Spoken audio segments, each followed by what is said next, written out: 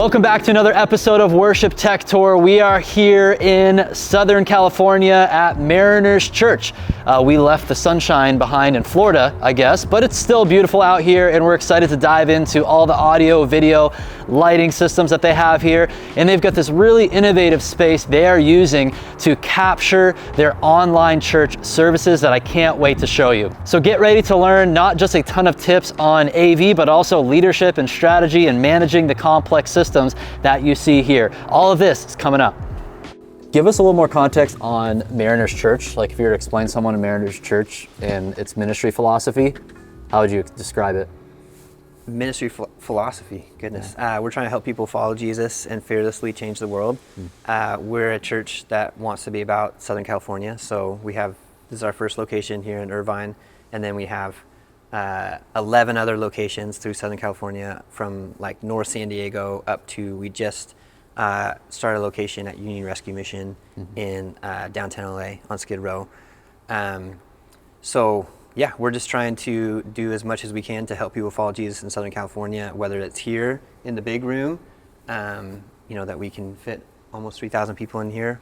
We also have our outdoor venue here, so multiple venues here on this campus, or in our smaller rooms. We've got one in the Mission Viejo Mall, in old movie theaters, several that are portable. Just trying to help people follow how many Jesus. Are portable versus other? We have 3 portable locations right now. The rest of them are in permanent, whether that's a long-term lease or, we have a rental going. We have, I think Hobby Lobby gave us a building in Oceanside, so that's where our Oceanside nice. Congregation meets. But yeah, portable ones, they're, up at 4:30 in the morning, picking up a truck, driving it mostly to junior high and high schools. And then the permanent get to live a little bit plusher life. Do the portable ones have production staff in charge of that, or is it all volunteers? So we don't our only production staff is our central production staff, so there are 5 of us. We have a congregations production manager, so he kind of oversees production out at the congregations. And then it's going to be a combination of volunteers, some contractors, depends on kind of the scope and scale of what that congregation is trying to accomplish. Mostly that has to do with the load in, load out if it's portable. But all of them, we call it all the same buttons, all the same way at our congregation. So everyone has the same console, the same video switcher, the same lighting control. And it's the same setup as far as we do what we call the 1-to-1 or box cam, and that's actually this cam that's right up here, where we have kind of the life size of the speaking pastor on stage at all times. So that's just like a locked off, stays on all the time. And then we have our director's cut on the side screens. So at a portable campus, we're rolling in an LED 16:9, both aspect ratio and size, setting that up every morning. And then we have the 2 side screens, and depending on the contracts, that might be TVs that come up out of cases, or at a permanent, we've got LED product for that. So every congregation, whatever the room is, our hope is that everybody would be able to walk into the room and know that this is a Mariners location. So the builds are really, really similar, even though you have Mission Viejo's on the 2nd floor of a mall. The ceilings are like 11 feet tall. We're underneath a sushi restaurant. Huntington Beach is in an old movie theater, so 20-foot ceilings and big and wide and all of that kind of stuff. So, but we're hoping that the presentation is the same no matter what. And then the same for the volunteers as well, as far as training or systems that they're interacting with. They're all the same. They operate them all the same way. Wow. What's the total attendance on a weekly basis across all campuses? 23,000, 25,000. So that's 5 full-time production staff for 25,000 people a weekend. How many staff is that or how many congregation members is that per staff members? Isn't it 5,000? Yeah, about 5,000. Each of us are taking on 5,000 people. Yeah. No problem. No problem at all. No, I mean, there are definitely challenges in that, but we have a great team that is working really hard, and we've had some good partners in terms of those installations, really working at what is kind of the lowest, that sounds bad. Basically for the excellence and the service that we're trying to create, what's the simplest form that we can get that in, so that minimum viable experience it's not, or standards or something. Yeah, like it wasn't that. the lowest common denominator is what I was. That's not what we're trying to do. But what's the straightest arrow from A to B? Yeah. And we're still working on that. There's still systems where we want to come back and say, hey, maybe this is overcomplicating what we need to accomplish. Maybe this should just be a mic cable instead of some kind of digital system, or maybe this should just be a button instead of some kind of touchscreen. Or well, because of the 20-ish to 25,000, how many of them are here versus those other campuses in attendance? I'm going to get these numbers wrong, and hopefully, if the leadership team is watching, nobody gets after me. But I think that we're about 15,000 here on a weekend, and then it's about 10,000 out at our locations. We do our Thursday night service. We started that a couple years ago, and that thing has grown like crazy. Where we were, maybe just over 1,000 in here when we started, and now we're over 3,000 here on campus, inside and doing the outside. And then we just launched that at 3 locations this January. So Santa Ana, Huntington Beach, and Anaheim are all doing simulcast video teaching. So they're on Resi, a couple minutes delay or whatever. But we're doing the Thursday night service there as well. So that's been really, it's been really fun to be a part of, and really crazy to watch, of just like young people, like 18 to, I'm 40 now, so I'm going to say 18 to 40 young people. Yeah. You're not a young adult anymore.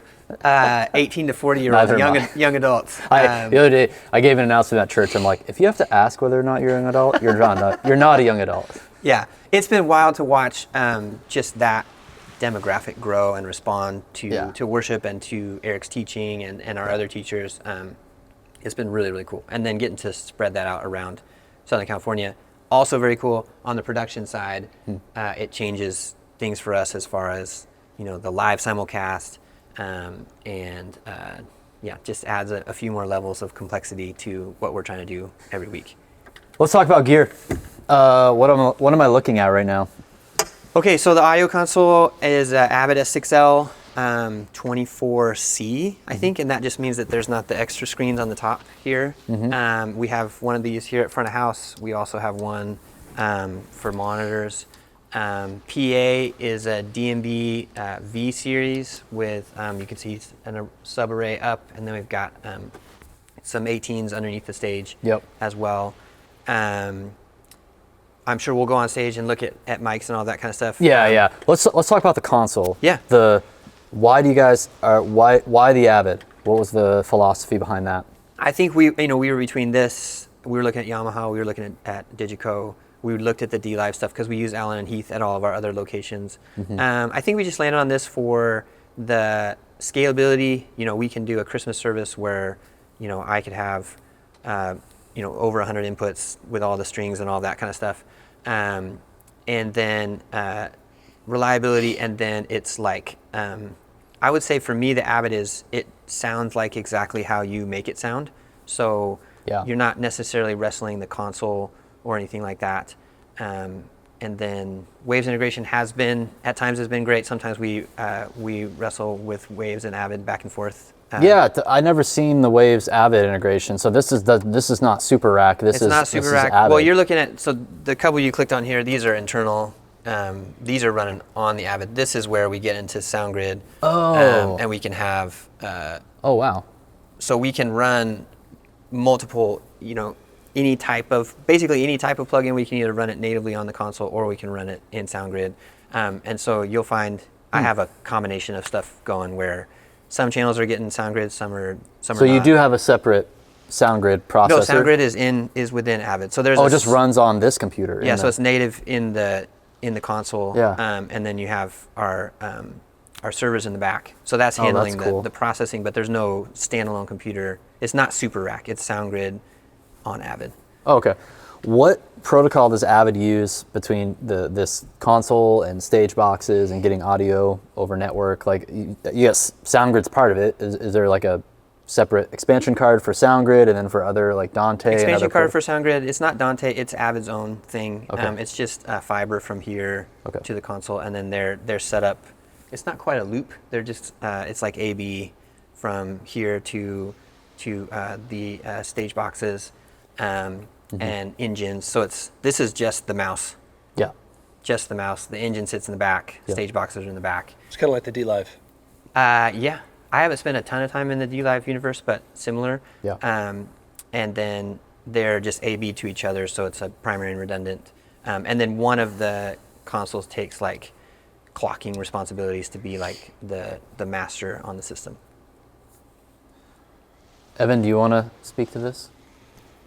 It's a great console. Yeah.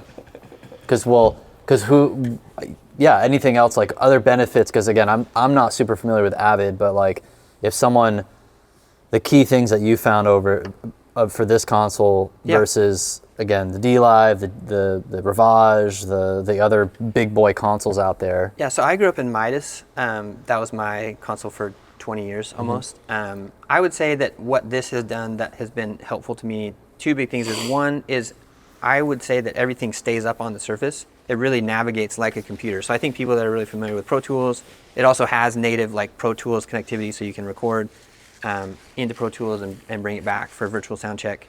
That's pretty easy and straightforward and can be kind of built into the console.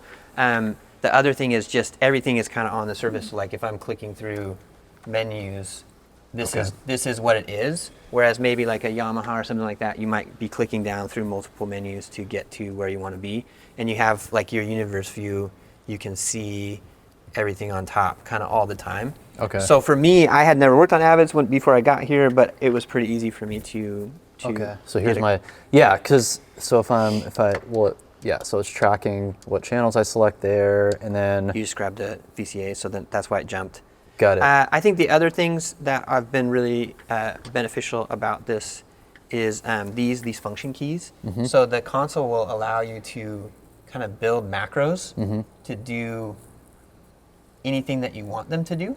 A lot of what I'm using them for is tune and assigning delays. So I don't mix with a lot of snapshots. Function keys, that's probably function keys and layouts. So layouts is just me building custom layouts, combinations of inputs. For me, it's combinations of inputs, outputs, VCAs. Got it. Groups kind of. Oh, so these are your like fader banks or whatever with these layouts. So now I can see when you're in worship mode, this is what you want to see. Then I hit message. Now this is for the message. Yeah, I like that. And people do it differently. This is kind of the static look for how the console looks. Is you've got your inputs on one bank, and then you can have your outputs on another bank, and you can page through this bank, or you can page through inputs on this bank. Nice. I tend to like to have everything that I want to get at most often during worship on the top layer. So I mostly hang out in this, and then this is kind of my transitional piece. Like if I'm moving to message or video playback or whatever that is, and then I still have my masters for my band and my vocals there, so I can grab those and do that. I think the other thing that's been great is these function keys. So building macros to accomplish tasks, with one button push, and it can grab everything at once. So.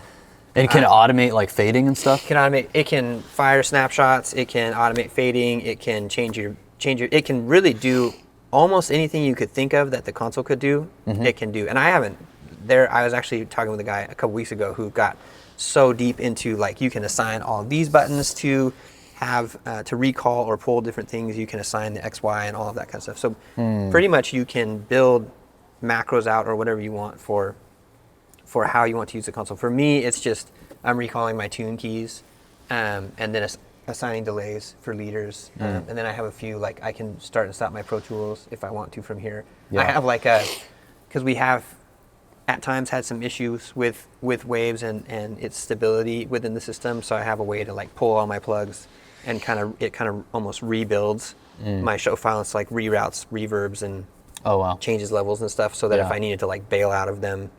In a service, I could do that. And then even like front fills up and down for if we're having a prayer moment or something like that, I can just do that with a click, and then the fade is built into it as well. So you can build transitions and. So it really is like if Pro Tools were a hardware interface.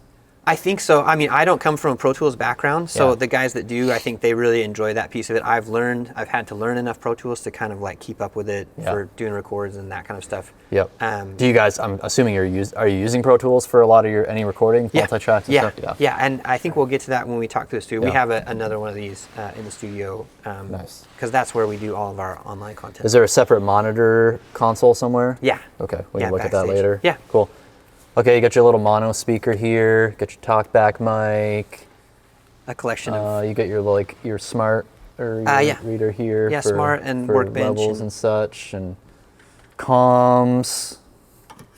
Yeah, very important. I like the light under here for. That's just part of the console, or no? Did no, you put that there? Evan installed that for me. Oh, nice. Just so I can see to type in That's the a nice dark. little quick tip. A little bit of LED tape underneath that console, Yeah. and the good old mouse. I think, yeah, there you have it to is. click to wake it up. Yeah, fancy mouse.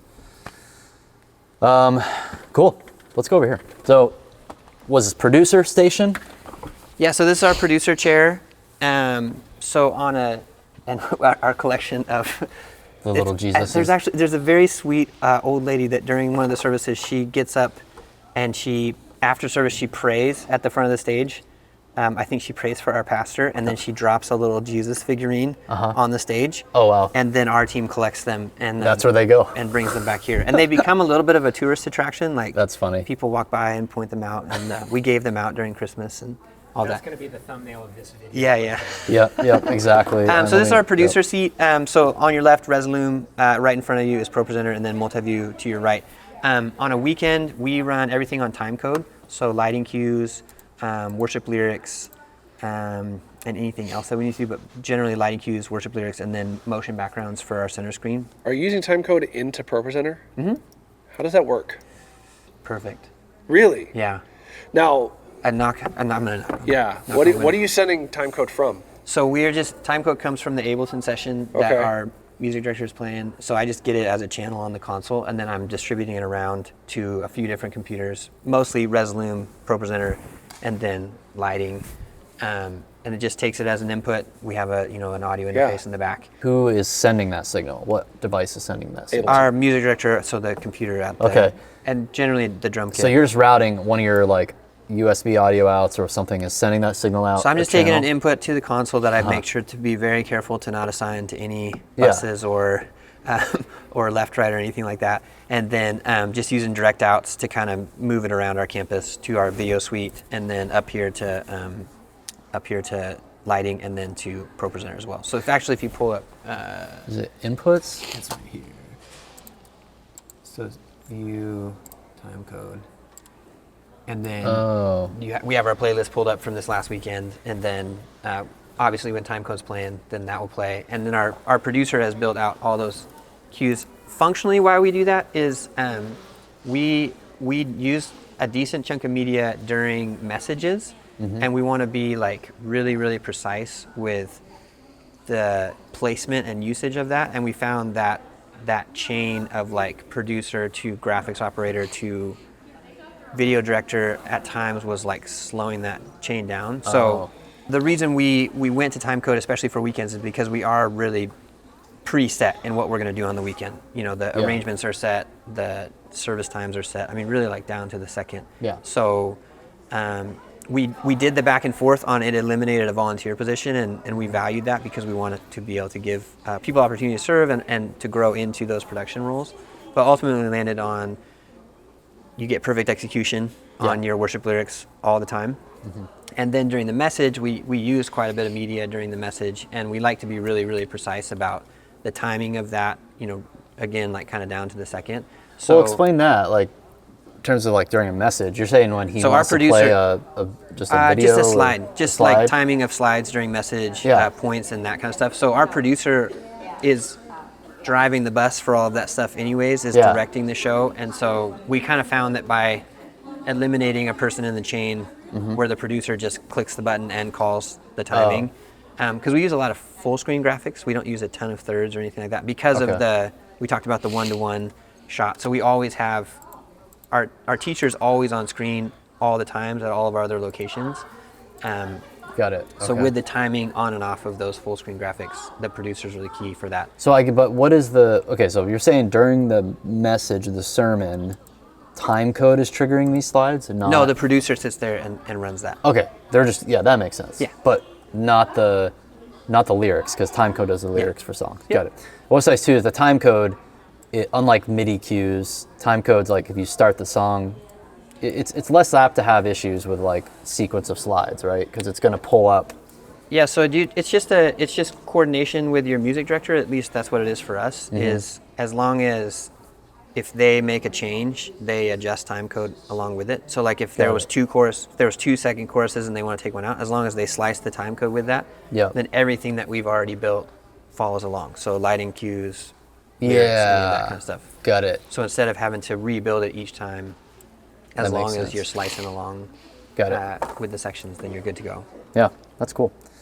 Are there any KVMs here, or these are just Those are both KVM. So the computers are in the engineering room. Got it. And Evan will maybe walk you through that, but we have the like matrix KVM, so you can kind of pull up multiple machines Nice. all the time. That it also works for like our outdoor venue is also using time code, is running ProPresenter, and our producer here also does all of our like contract distribution for outside for congregations. So she has the ability to like even in service instead of running down to the outdoor venue. If you haven't noticed, this is an enormous campus. It's huge. Yeah. I don't know what Evan's at. I'm averaging like 13 to 14,000 steps a day. Nice. That's like my yearly average. Yeah. So that's why you're looking so good, man. keeping it fit. Thank you so much. So I really Sundays are more appreciate like 30 to 40,000. No, actually Sundays I pretty much am just sitting there Okay. most of the time, hopefully, if everything's going well. But anyway, Lauren can jump on and grab the outdoor worship center. She can grab our chapel machine as well if she needs to, and just make adjustments, or we changed the ending of this song, let's do that, or we're adding the slide announcements, whatever that might be. Lauren, is that a staff member? Yeah, Lauren is our service producer, and she's on staff. Nice. She's one of the 5. Because you're production director. Yeah. But you're mixing most of the time. Yeah. Right? Because you like audio engineering and mix engineering. That's my background, and then it just kind of works with. I guess we were talking about this off camera, but the consistency that we're kind of going for in terms of mix and speech and distribution to our congregations, it just kind of works out for me to sit in that chair as much as I can. Yeah. Well, I think you're right. If you're going like consistency, having consistent ears at that position is going to get you the most consistency. I don't really know any other way around that. Yeah. Right. We've got great people, and we've had people that have stood in and done a great job. Just whether it's from scheduling or staffing or like volunteers or contractors, it just has kind of worked out where just I sit in that spot. Yeah. And that works, and that's what's working for now. And maybe down the road, we're at 13 now. Maybe if we get to 20, then that'll be too much, and we'll have to figure something out. Let's look at your workstations up here with the light. It looks like lighting world to get the grandma. Our team just kind of takes turns like huddling over it and being like, I think this one. Oh man. Yep. The grandma. Is this which version of the MAW is this? This is a Compact XT. Okay. And we just did a bunch of talk about time code. You can see that window pulled up there. So in a situation where a volunteer is running, really they're managing front lights. So on these macro pages here, they're just managing front lights off and on in different spots. And then they're just tracking along with the cue sets that are pre-built for them. Got it. So they're just hitting like there's like a next button or go? Go plus. Go plus. Go plus. And that's really, they're not even advancing cues necessarily. They're just advancing into the cue set for a song. So like by the time they hit that, then time code takes over and does the rest. Sweet. Okay, so front lights those are just ellipsoidals with the ETC conversion kits on them, the LED conversion kits. And then they're on right arms, so we can do pan tilt. Oh, cool. A little bit with the iris, zoom, and that kind of stuff. Nice. But those are just, standard old ellipsoidals with LED conversions. So the next ones, we have the solo battens on the floor there. And those are the guy who designed that. I actually really appreciate what he did there, because those hide all of the stuff. They present really well like the bottom of the frame for like the one-to-one, but also all the cables, all the stands, all the extra stuff, they all sit behind that. So it gives us like a nice clean line on the stage. I think the next one is the pixel lines. So those are our newest fixture. Everything else is 2016. You'll find that we'll say 2016 a lot because that was our last big integration in here. Got it. So cams and LED and all that stuff. 10 years, 10-year anniversary of 10-year a lot of anniversary. that. Okay. But our newest fixture, we've had these in the last couple of years, is Pixel Lines. And we have, Those are cool. I like that. I think we have 40 of them up there. They're pretty inexpensive in terms of like bang for buck. I mean, I know inexpensive is relative, but they're just over $1,000 a piece. Yeah. They can be like super zoned out as far as, I think you can get up to, it's like over 100 channels. They have multiple, like the squares you can see, those can be split in half, and then down the middle there's like a blinder feature, like a bright white strip that can also be zoned. So Nice. there's a ton of. It's not a bad price for a light that does all that. So then next we have the Quantums, right? That one, yeah. Nice. And we have 16 of those. I think we have 14 functioning right now and a couple in the shop. And then it's R2s and the high-end systems, the Solo Spots. That's those. Solo Spot 1500. Yeah. And the old again, model. 2016 for all of those. And those tend to stay pretty fixed, and that's backlights for the band. It's a lot of scene setting. You can see like the motion that's in it right now. I mean, and Ev could kind of click through some. So the time-coded stuff. Super subtle stuff. It tends to be. So that's like a build into a chorus. So that would be like a 5-second cue, and then. So those are the same, the Battens on the floor, the same ones Yeah, up we got there? the solo Battens up top. Solo Battens, yeah. We have like a whole production philosophy document that I could walk you through if you want to. But one of our key phrases is simple and excellent. Yeah. So especially when that comes to lighting, we want to be in a space where we're enhancing what's happening with worship, and never taking away from it. So again, even what you're seeing right here, this would be like kind of our peak. Yeah. And then we would be down from here. And then we do a lot of, especially again using the time code since it's pre-built, a lot of like accenting like hits and snare hits and kick drum hits or dropouts with the band. But again, that's going to be, in terms of like motion and movement, it's all going to be pretty subtle, and just align with that musical stuff. Simple's hard to do. I think that our team does a pretty good job with it, because simple can be like boring and bad too. So hopefully we're really, I mean, as a church, we're highlighting Jesus, and then also we're really in singing and in teaching, we really want to highlight the teaching of Scripture, the singing of Scripture, and so in our production, that means like consistency of execution. It means a really excellent and well-timed camera shoot that really connects with our teaching pastors and keeps them at the forefront of what we're doing. Slides go up and down on time. Worship lyrics go up and down on time. So a lot of consistency, and we're looking for that kind of simple excellence in what we do. So that's, I mean, we talked about 2016. I mean, this is great gear, and it's worked well. But we're not necessarily trying to be at the forefront of anything in terms of production. We really want to just communicate the word, communicate Scripture, and do that in a way where we're delivering that well to 12 other locations, plus online, 13. Yep. All right, Evan, give us a rundown of these broadcast cameras. Yeah, our broadcast suite is all Grass Valley. This is the Grass Valley Focus 75. We have 4 of them here in the worship center. You're at camera 1 right now, and this is the primary message or worship leader camera. This camera operator is following whoever the lead is, probably with a medium shot. And the second camera over here, camera 2, this camera operator is going to get some instruments, some other vocalists, background vocalists, and generally a little bit wider shot of whoever's speaking the message, just in case they move quickly or something like that. The director over in the video suite can cut to 2. And then we also have camera 3 and 4 kind of on the sides of the worship center here. And those have actually become pretty important to our message broadcast. Our senior pastor, Eric, is very comfortable with broadcast camera configuration, where there's Tally right there, and he's pretty used to following Tally and working with a video switcher who's also kind of, they're working together. So the director will take the camera as Eric looks at the camera, and so that kind of allows him to have more of a connection with the person on the other side of the camera. And then this box camera, the one-to-one camera. That's right. It's just static. It's fixed. It stays right there.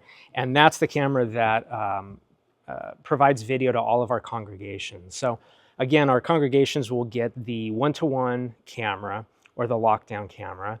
And that's literally just a life-size shot of the stage. And then we put an LED screen on the stage at the congregation to have that camera shot directly there. It's not switched or edited or anything like that. And so the congregation experience will be that fixed life-size shot in the middle on the center LED screen. And then, as Eric was saying, the sides will have program, and that'll include graphics as well as the camera cut by the director of these other 4 cameras. Is that also Grass Valley? Yes, it's also a Grass Valley. It's basically the same imager as the Focus 75, but in a smaller configuration. It isn't configured to have an operator necessarily, since we just needed a really good imager that just stays locked in. And basically, it doesn't move. It's just that locked off shot on the front edge of the stage. Then that's kind of all we needed. Nice. Let's talk about the room, the PA. What's the seating capacity? 3,400. 3,400 people.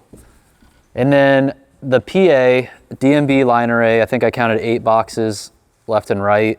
Are there any delays back here or anything too, or no? Is that it? Yeah, so there's delays for the whole, up there. for the bleachers. Got it. And then side fills as well, out to the side. The room is pretty wide, and so coverage out to the wings is covered by those fills, and then the bleacher seats. We call these the bleacher seats, right? Sure, stadium seats. Stadium seats, there we go. That's the word I was looking for.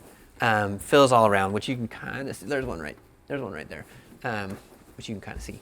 Yeah, how is that's original 2016 too? It's original 2016. 3 years ago when we put the Avids in, the company that came and did that also added array processing, so added some amp channels, rehung the PA, and then the array processing is, as best I understand it, is just a lot of math to kind of like steer it around the room a little bit. Yeah, because I think the challenges of the room really are the width, and kind of all the zones that are working. So from a mix perspective, just balancing, what you're hearing, what I'm hearing at mix position to like what somebody's hearing over there on the far right, especially with drums far right and without a shield or anything like that. So just kind of working that balance out in the room. But it sounds good. I mean, that probably if there's like a lesson is, you can get good gear to go for a long time and not really be an issue. We're not necessarily limited by any of our 2016 gear. Maybe the only limitation we have is like depth of field to the LED wall, because our pixel pinch isn't low enough where we really start to like swim with the moire and stuff. So we have to be, the LED wall can basically be right there, and the speaker has to basically be all the way downstage. Otherwise, it's going to swim around a little bit. Yeah. So I measure it LAEQ over 2 minutes. So it's 91 over 2 minutes for our weekend services, 95 over 2 minutes for our Thursday night service. And Thursday night I'll peak A slow for anybody that's interested in that at 96 to 98. Weekends that'll be more like 92, 93. Got it. Something like that. So a little bit lower for the weekends, and we're probably right on the weekends. We're probably kind of right on the edge where the drum kit still kind of fits into that without any extra protection.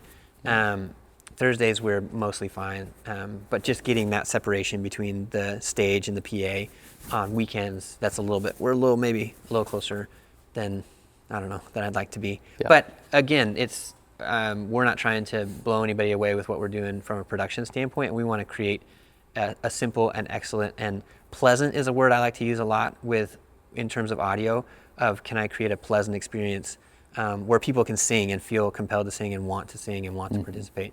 Yeah. Not that I'm like knocking anybody over. Yeah. What were you saying, Evan, about the various upgrades over the years? Yeah, we did a primary integration in 2016. And again, that was before my time. But I think that we've done a good job of utilizing the systems that we have and making incremental improvements as we need to. For example, the Focus 75 cameras, those were purchased in 2016, but the glass and the pedestals were purchased in 2019 in preparation for congregations and launching more sites. Same with the PA, as Eric was saying, that would have been purchased in 2016, but a couple years ago when we decided to swap out the consoles, we realized that we didn't really need to get a new PA. We already had a good one, it just needed to get used a little bit better, and so that was part of the project, was to tune it and adjust it. Same with lighting. We didn't always have the Grand MA. We had a Hog 4 for a long time. And so that was a adjustment to the rig that we already had. Nice. Acoustically in the room, sounds good even though it's empty right now. There's a little bit of liveness. I bet when people are in here, it really helps absorb any of those extra reflections. And I see you've got this material. Feels like just mineral wool must just be underneath this fabric, underneath the tracks here. So yeah, that's like kind of cool. A custom installation, and I think it's somebody who goes to the church, owned a company, and helped us out with this project as well as the one in the community center. Yeah, because it's all along that side wall too, and then you got the black panels on the back wall. And the foyer as well. Okay, yeah, I like how clean it looks when you almost don't even see it at all. But nothing, there's no need for treatment like on those front walls, or is there? I just can't see it. And that was actually part of a construction project we did over the last couple of years. There used to be like an accordion wall. There was this sort of like architectural feature there. And so they removed that when they were doing construction and some other adjustments on the stage. Yeah, because this building, how old is it? 2004 or 5 is when this building was built. Just over 20 years. And actually, that's another example of reconfiguring and reusing what we already have. So again, when I started, the 2 side screens were actually all the way over the stage. And so we wanted to push them out a little bit wider since, like Eric was saying, it's kind of a wide room. And so that'd have a better visual. I remember that. I remember back like 2016, 17 for Catalyst, it was like, you're right, the side screens were in more. And I think that you did have, I don't know if it was just for Catalyst, but there was like a center LED screen that kind of hung up higher. And you could, I mean, that's back in the day when it was probably a over 4 or 5 pixel pitch or something like that too, where that was like groundbreaking, state of the art. Now it's just like, it's still 4 right now. It is, okay, yeah. So that's why, hence you have the pixel pitch issue. 2016. But even what's crazy is like is that when that screen went in 2016? All 3 screens are 4 mil. Yeah, so now it's like, I bet the price of those same screens would be so much less than they were back then.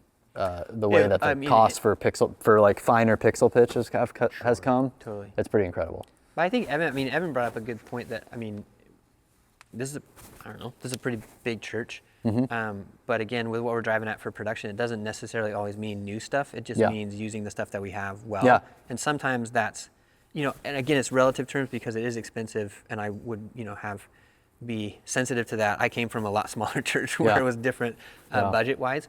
But we might look at a lighting system and say, that could be several $1 million to redo that whole thing. Oh yeah. But maybe we don't need to do that. Maybe there's a certain fixture type we could get more of that would give us some more flexibility.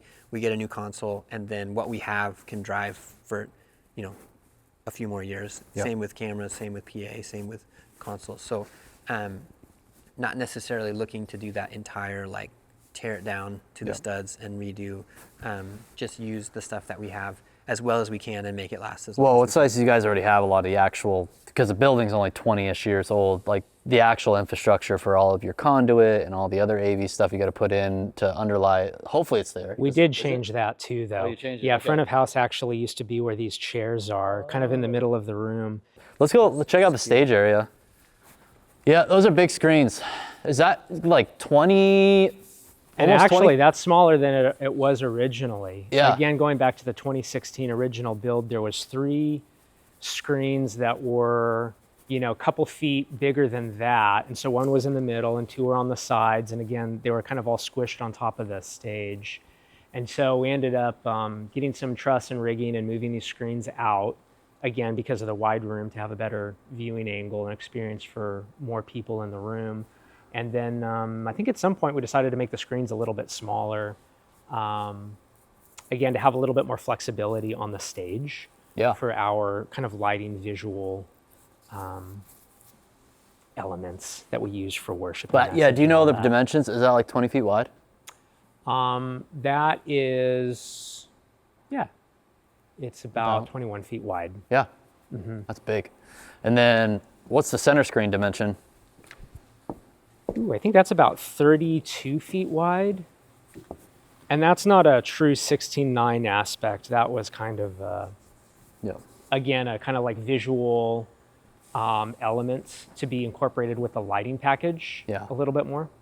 That's also all the panels we have. Well, These a are couple of all- spares. With a few spares, yeah. These are all, one batch, Got it. 2016. So Well, that's actually also speaks to the lifespan of some of these panels. Saying that, like, if your church is looking to get LED, again, depends on manufacturer. Do you know the manufacturer off the top of your head? These are Eason. Okay. Or which is Vanguard. now Vanguard, if you were looking them up. Yeah, never heard of either one of those, but they're all I think that they're all similarly made somewhere in China.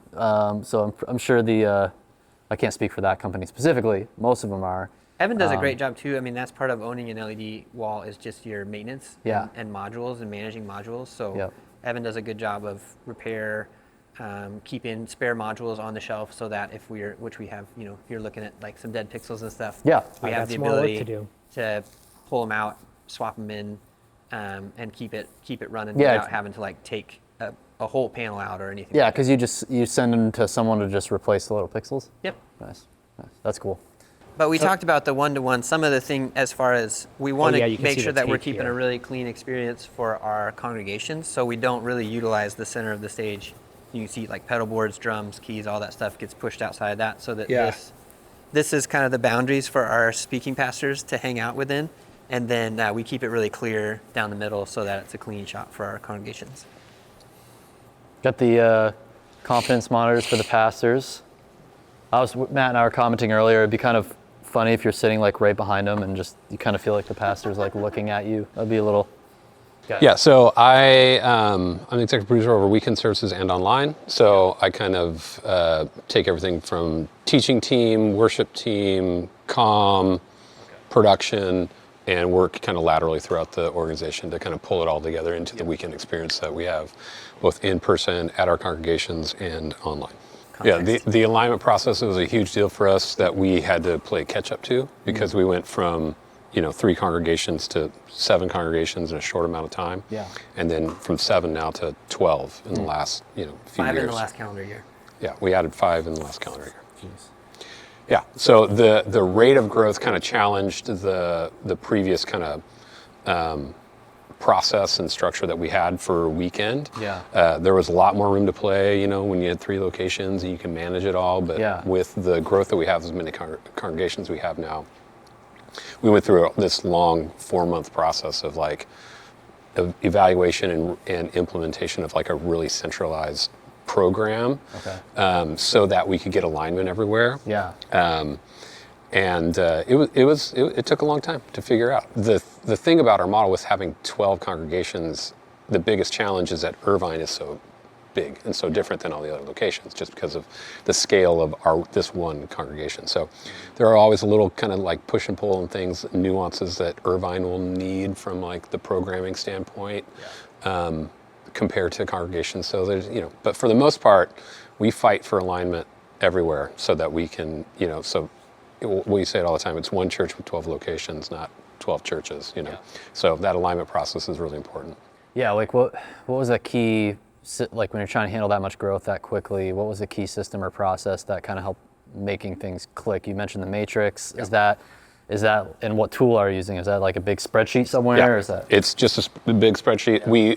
We started we have a series planning meeting with key stakeholders that will represent all their ministry divisions at the table. So it's not a big table, but they're representing downstream, worship's representing both Irvine and Central at that chair. Same with all the ministry leaders from outreach or whatever, guest services, all those kind of different all the different disciplines that go into a weekend.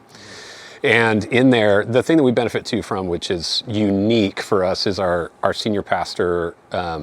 He, after his study break every year, he comes back and basically he literally has the entire year mapped out as far as sermon series, topics, passages that he's going to be teaching on for the entire year. So we know what we're doing for Christmas next year as far as what's being the teaching series. Wow. Like we know the fall kickoff series already. Like we're already working on artwork for the fall kickoff series right now.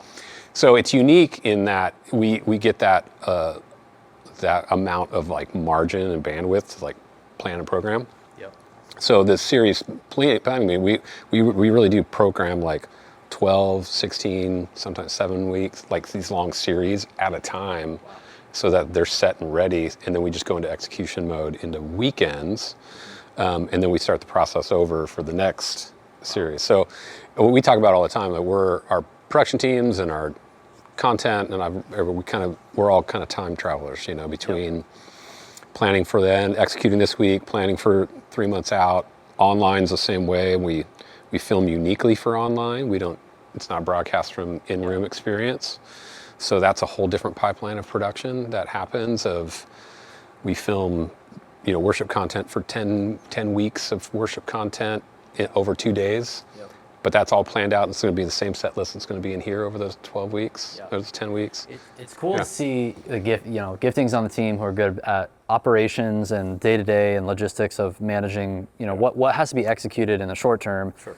So that frees up your visionary leader to be like, okay, now I'm not worrying about so much day-to-day stuff. I can just like focus on the future and start architecting where's the direction of where we're going with all this creatively and ministry-wise. And then, you can keep ahead or stay ahead of it, have more sustainable systems. And I think that's probably the toughest thing when it's like, as a smaller church, trying to get over that hump of like being able to have a big enough team and good enough systems to be set up that way to support it, right? Like that's, totally. But you can, like, there's gotta be ways to scale that down.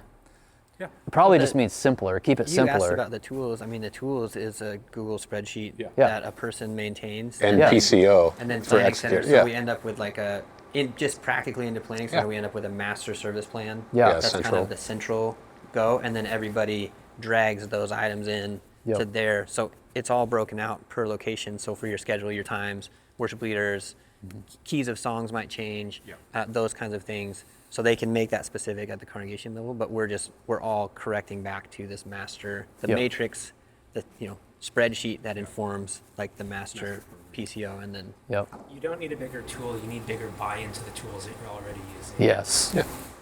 So how do you balance the unique individuals and creativity people bring to the table, but also being like, hey guys, we got to operate creatively within the matrix or within the matrix. It sounds bad, but it's a balance, and the buy-in of that is essential even when we're onboarding people on staff and kind of like, letting them know and painting a clear picture of what the expectation is. What's felt need, what's theological, what's heart, all those things. And you look at the calendar year and make sure that we have a good balance of that stuff. So it's not just one style or one kind of thing. And so even in that, you get to play more. This is more, this is more heart and more felt. All right, creatively, how do we support that in-room and experience? But it kind of all again goes back to like, what's the teaching series? What's the emphasis on? How do we balance that? How do we bring that to life in the best way that we can, Yeah. So what did you do before this role?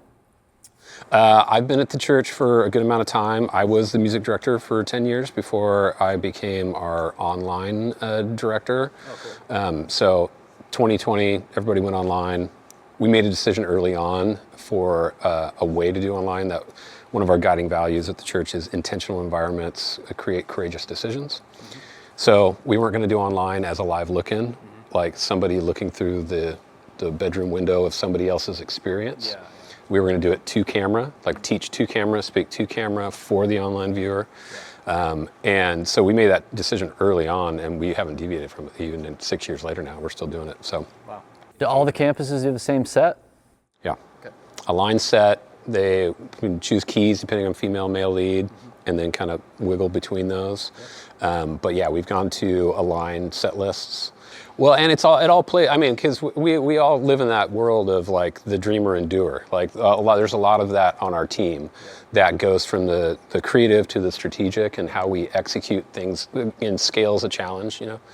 And we look at that like, how is our technology not just like locking us into a presentation, but how's it supporting the overall kind of objective of the service, you know, for engagement and for people to be experiencing it in the way that we want. That's why we do the one-to-one. That's why it cascades everything. It's all intentional for the, you know, so environments are connected to the things that we want to be connected to. So it is a lot of the living in both worlds. I know it's true for Eric and for his whole team of the creative, of like, how do we do lighting design and motion backgrounds and those kind of creative, you know, subjectivity, kind of sensibilities, I should say, that are connected to like, how's it feel in the room versus like, how do we do like just the execution and the processes and stuff. So we all kind of have to balance both worlds. And some people, you know, you design your teams too. Like some teams will be purely dreamer and others be doer, and you kind of find the collaboration between. And then in our teams we have a lot of people that can wear both hats, which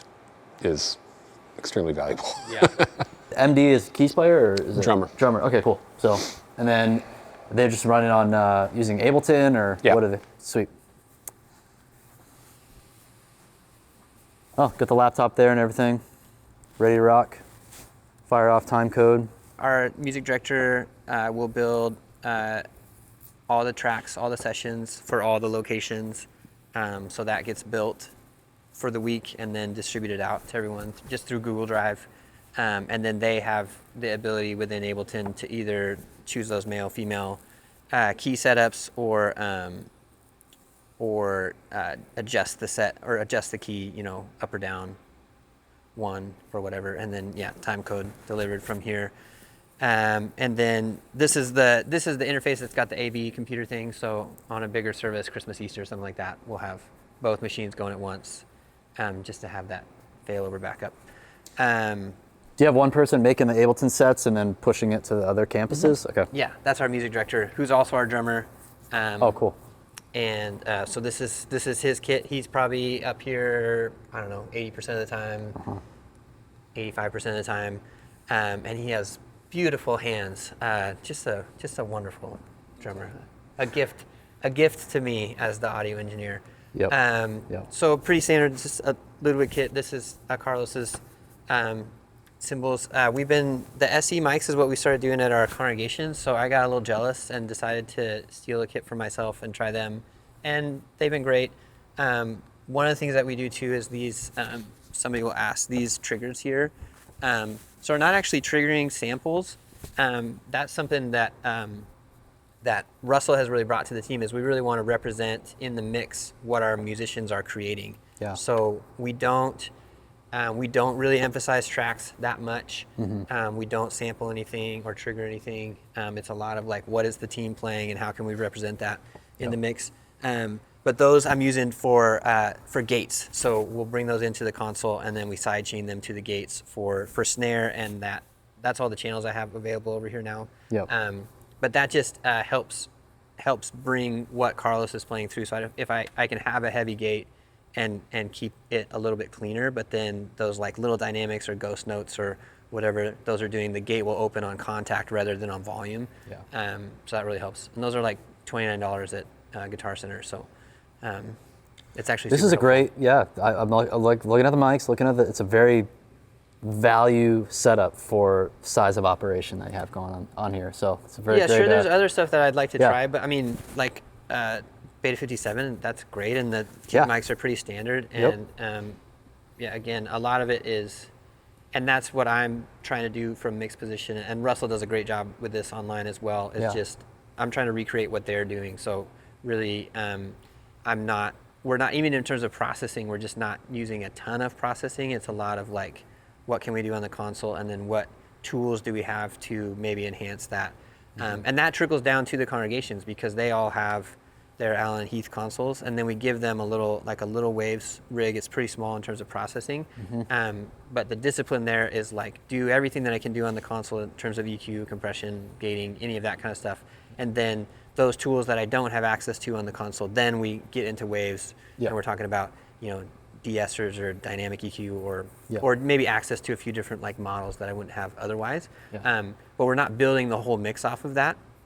And what are those consoles at the other campuses? They're SQs. So we range from 7 to 5, depends on who got what size of console they got.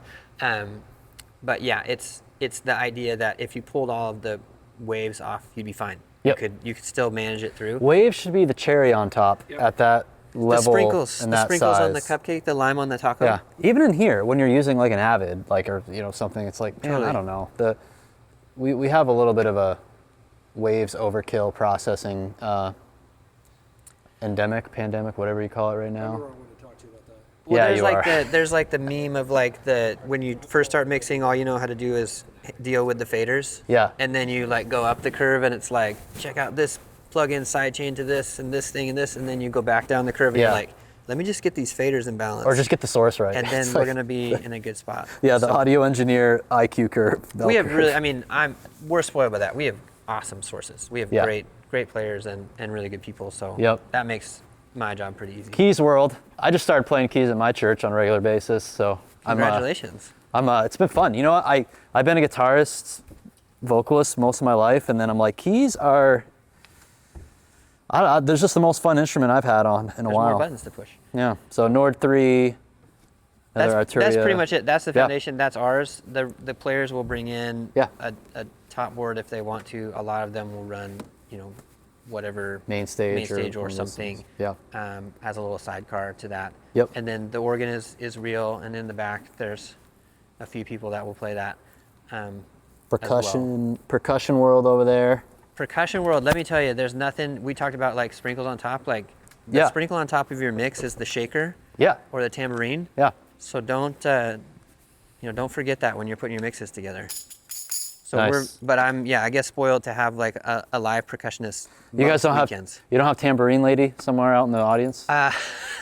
I don't think so. No, it's been quite a while. It's been quite. It's yeah. happened, but it's been quite a while. We have little Jesus lady, not tambourine lady. Yeah. Yep. We told that story. Yeah, the little already. Jesus is. Yeah, with Little Jesus Lady. Yep. But yeah, That's a great percussionists title. will usually bring like an SPD to like fill out little beats and stuff. Nice. But again, that's kind of, especially in here, not using a ton of tracks, letting if there's like a little like computer beat at the beginning of a song, like the percussion will actually play that out on the SPD instead of like using track playback for that. All right. How do all these musicians hear what's going on? In-ears for everybody, we're just the wired, like the Shure SB9. I'm going to get the things wrong. Just plug into these very expensive Oh yeah. cables. Okay. Then Wireless for the front line.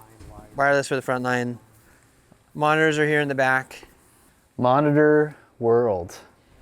So this was even, I guess that kind of all that philosophy stuff starts to trickle down, but this was part of that build a couple years ago where we used to be sunk into a pit over stage left, Yeah. but really wanting the technology to be kind of, unobtrusive. So we made it mobile, put it on a cart, and then we kind of push it around based on what we're doing for set. And then sometimes we're able to let them kind of peek out. They might have a spot to do that. Otherwise, we give them some camera support, and they mix back here. But we'll have a tech here Thursday nights and for the weekends as well.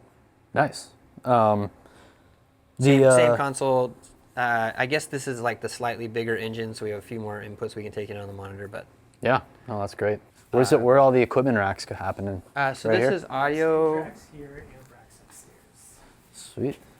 I don't think we probably have to go upstairs because that's just amps, unless you really want to see amps. But this is just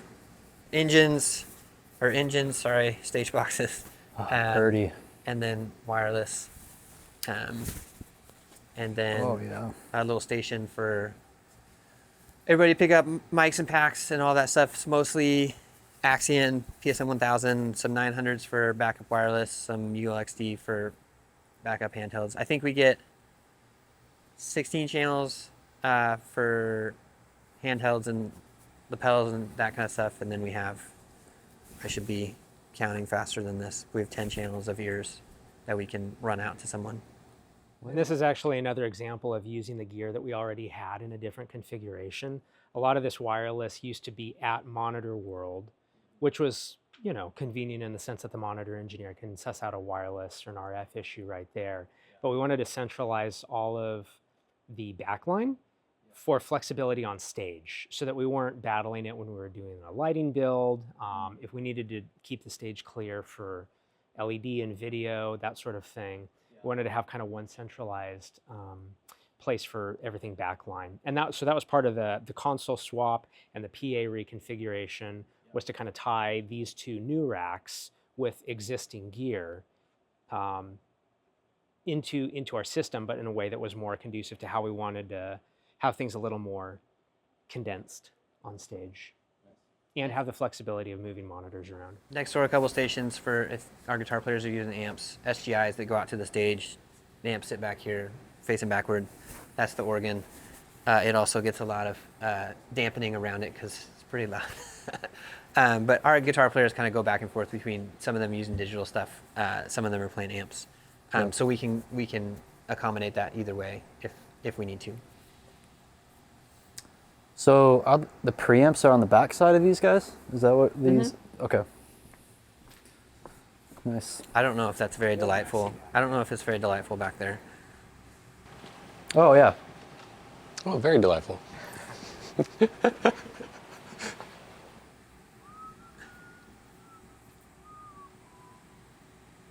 And then all the multi-pin stage connectors here.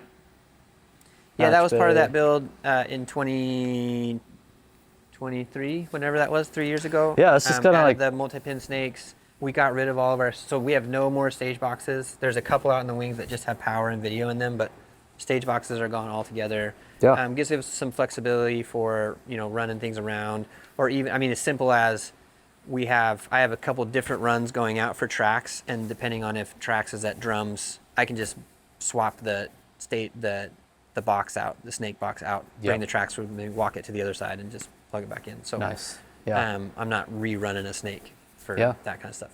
And actually, that's an example of both what we're doing here trickling out to congregations, but also the need for flexibility and consistency with congregations trickling back up. And so we were kind of already launching congregations, and everybody got snakes for drums and keys and tracks and things like that. And so we said, well, why do we have stage boxes on stage? We couldn't have our congregation people come here and do a training. We couldn't show them, hey, this is how we're doing things here. We expect you to do things like that there. And so this was kind of part of that alignment of doing here what we're expecting everybody else to do out there. So we kind of want to have one play and get everybody kind of on board with that. Yeah. And I'm 23 years into doing church tech, and I've never seen a stage box last for more than a few years of if it's doing what you need it to do. Yeah. So I would be much more an advocate for we get glitter and confetti in there. Just the ability to drop power and inputs and all that kind of stuff. Be more modular with that. Don't box yourself into something that you might decide you don't like 2 years down the road. Yeah. Or you used to have 10 drum channels and now you have 15 drum channels because you added triggers, or you did 8 tracks channels but now you need 12. Yeah. Stay as modular as you can. Yep. Totally. Yeah, this is a lot. That's a lot of audio gear in 2 racks. That's like 4 racks worth of audio gear in 2 racks right now. But yeah, this has been moved a couple of times. But this works out now. Well, we have our big curtains here on a build and stuff. We can open this all the way up and have free access to all of our, truss and rigging and motors and lighting and all that kind of stuff. Yeah.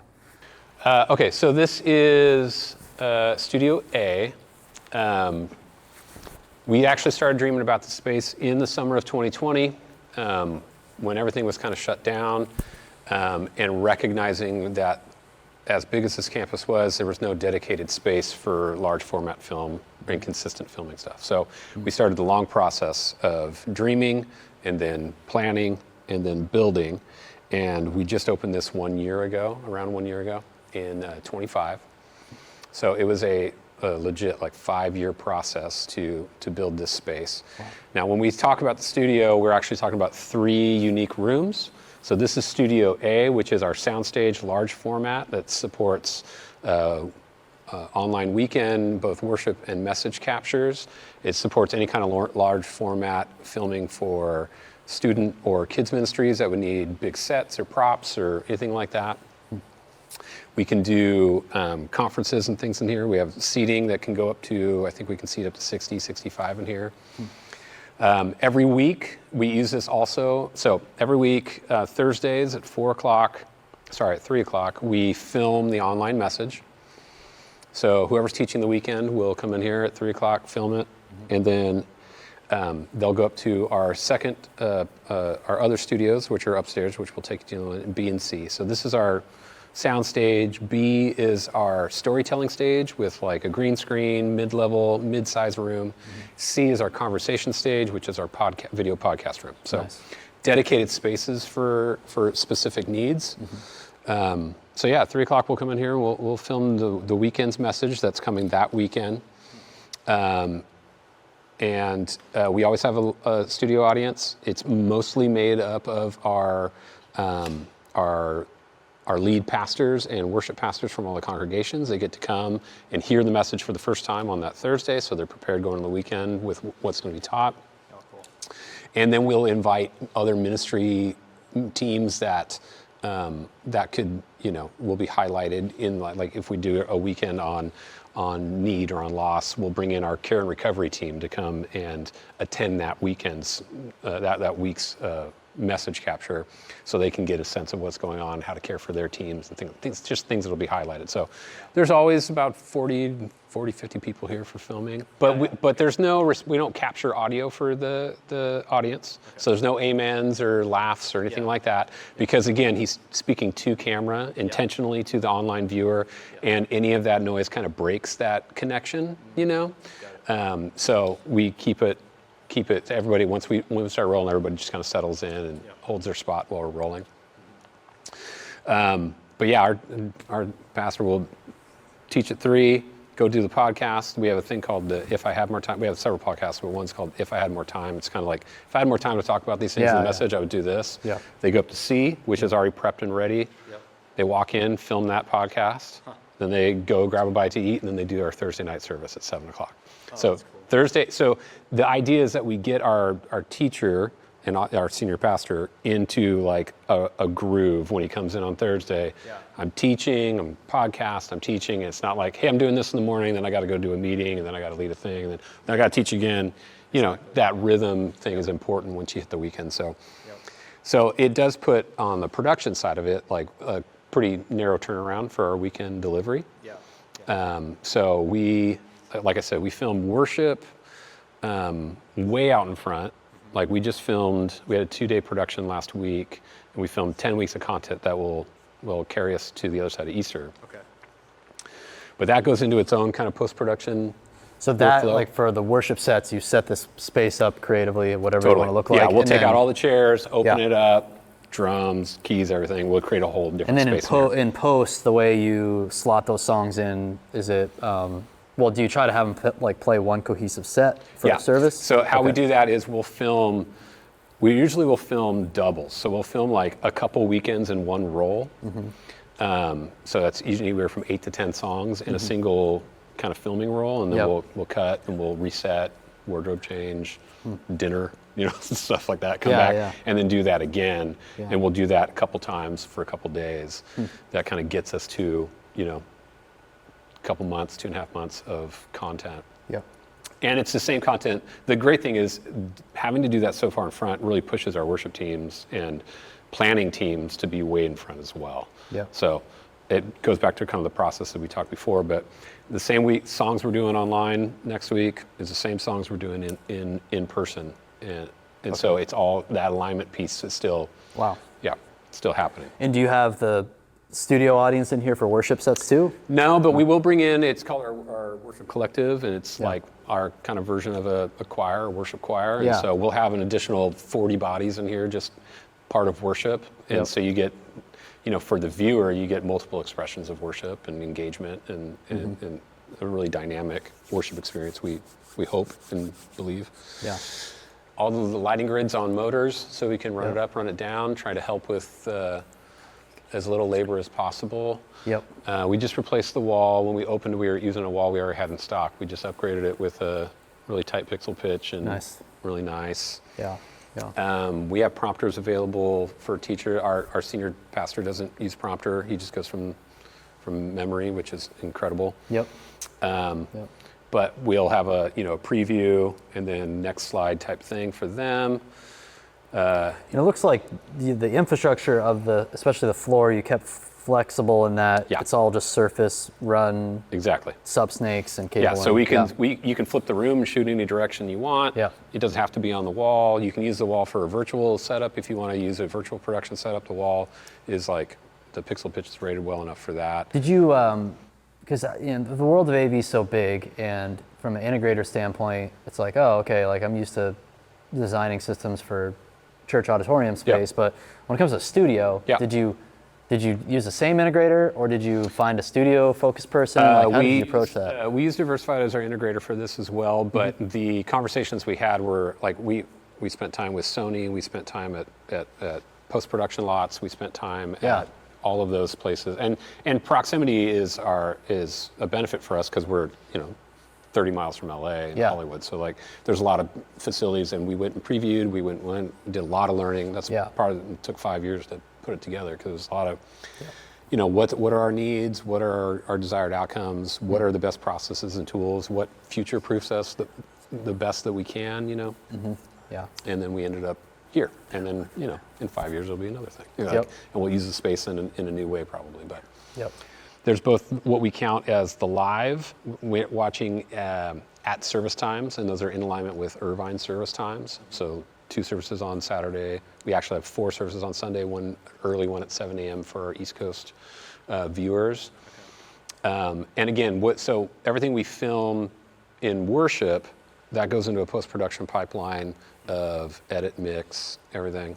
And then, so this is like our time travel stuff. So like, we filmed things that were going to play after Easter last week. Okay. So that's in post-production right now, in a post-production workflow for edit and mix. And then this week we'll film message on Thursday. Friday we'll take the edit from the worship, we'll take the edit from message, and then our team films hosting and any kind of additional call to actions or story videos, all that stuff. And so we do like a final compilation edit, program edit on Fridays. So end of day Fridays is when we push out that program to Resi and kind of prepared for the weekend. Okay. So we can add additional service times if we wanted. It's really about supporting it with live hosts and pastors online to be able to care for people. Last I checked, it was healthy, and so engagement's good. The thing that's been really interesting is we were Church Online as our primary platform when we started this, and YouTube kind of caught up, and now YouTube's the majority of views for a weekend, and you can also tell like whether it's mobile or desktop or TVs, through that. And so a lot of viewing has leaned more towards TVs, which we're excited about, because that means that people are corporately viewing and not just individually viewing. And so that's been a huge deal, and just a huge opportunity to kind of go into people groups that are like, can't get out, can't get to church, can't do that. So this serves as a tool to be able to take to them as well. And it's not, there's no boundary of time with it, because if Summers Youth Academy has a meeting they meet on Sunday night, well, we don't have a Sunday night service. It's like, great, we can take the service and here you go. So for those ministry needs, it might be, it might not work that just a straight service time that we're meeting in person, but it's like whatever works best for those facilities. Yep. Just we can get you back to video. Check out the control room yeah. So nice. You got stations for everything: lighting, audio, mix desk. Those are some big monitors. Those are big ATCs. Nice. Sound pretty great. Nice. Man. Nice and silky smooth. So cool. Okay, you said this one was for who? So this is mix desk, Pro Tools playback, all that stuff. We'll capture direct through the Carbon for message because it's only 2 channels of lav. Mm-hmm. We do like a hard disk backup record always for it as well. Mm-hmm. Redundant lighting desk, and all these desks are modular and they're all on wheels, so we can rearrange the room however we need to rearrange it for whatever shoot we're doing. Yeah. Audio for large format captures, anytime we need more than the 2 channels, so anytime we do worship captures with multiple inputs, we'll use the desk there. Yeah. And this is video switching and calling for our director's chair when we're capturing video. Nice. We have a talkback system. I can talk back through the monitors in there, all that. How are you managing all the content you record? Where does that all go? It's kind of broken up to teams. So we don't have a centralized cloud storage. We don't have we have an on-prem storage, just data storage, but it kind of breaks up into teams for post-production. And then once it's assembled, then we'll we have like a process of a 90-day, how long we keep it, how long we keep raw, how long we keep this. So like we have a kind of a breakdown of that stuff. And then we'll dump raw, because we're talking like for a worship film, 10 cameras at 4K for, each time we shoot, it's like a 60-minute roll, like, so it's a lot of data that accumulates. And so we don't keep all of that stuff. We'll keep kind of final director's cut. And a couple versions of that, with and without graphics, with and without transitions, things like that, just as a safety if we ever need to go back and pull from stuff. But it's a committed cut, so we wouldn't go back and recut it or anything like that.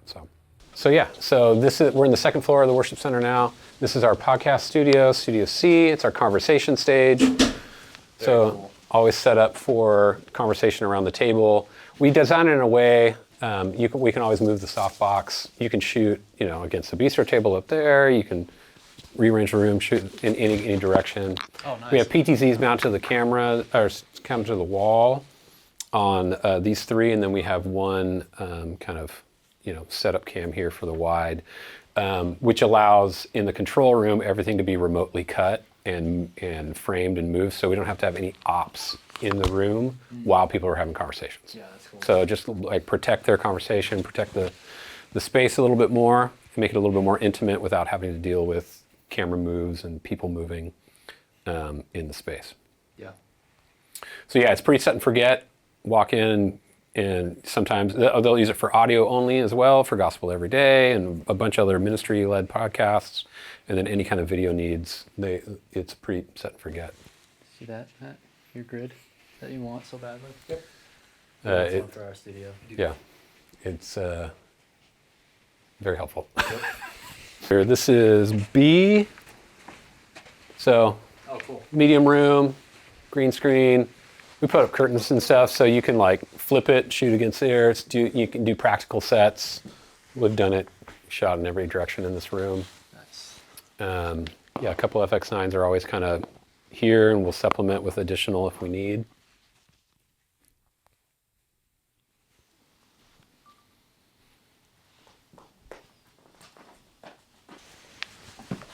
And then this is control room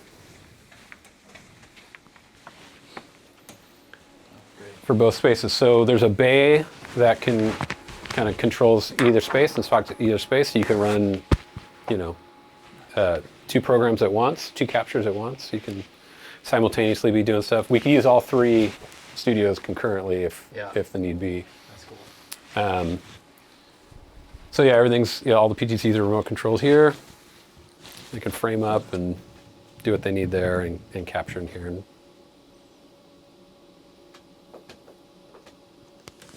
Love it. Yeah. All right, so this is for... This is the video suite for the worship center. So this is for the live experience in the worship center. Everything broadcast cameras, everything supporting video broadcast to congregations, and also some video distribution for the campus. Yep. So there's a little bit of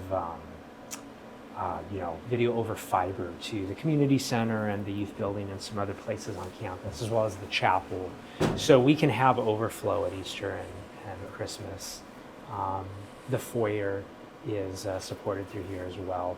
So basically cost of doing business for distributed audio for the campus goes through here as well.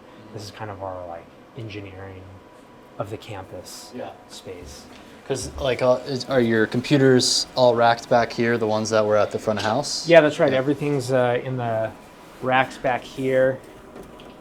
This was built originally in 2005 when they built the building, and then there was a renovation in 2016. So this is already the second iteration of the racks and the video system as it is. So everything Grass Valley. So the Miranda router's also grass, or at least it was last I checked. But we've done little improvements, little upgrades here and there, even down to rewiring the patch bay, updating I/O, adding more living as one. So originally there was one Resi. It's all Resi now, encoder. but Yeah, it's all Resi. We got the originals though. Yeah. Well, we got one of the Resi. It's the same thing. Yeah. This is the legacy model. Yeah, legacy models. You can't get those anymore. It's the We didn't put the classic- stickers on that they sent us. The either. Resi Classic. Yeah, they were going to give us new badges or whatever. And then those are new, just media, so primary and backup, okay. Pro Presenter, and then primary and backup Resolume. Nice. And then what you see below, that's the newest thing we put in the rack. Is we're doing like an AI-based language translation for the worship center and for the outdoor worship center. So Nice. running two different streams of. So those are just getting the left-right audio off the console, and then it gets fed to an app, and then people can log in and choose their language for translation cool. and do all that kind of stuff. It's crazy how like accessible and affordable those services are becoming too. How it does that. I mean, 'cause it's not that expensive, right? I don't know as much about the back end. I just know that we deliver them audio to a website. Yeah. I've seen. I don't think they're too ridiculous. Yeah.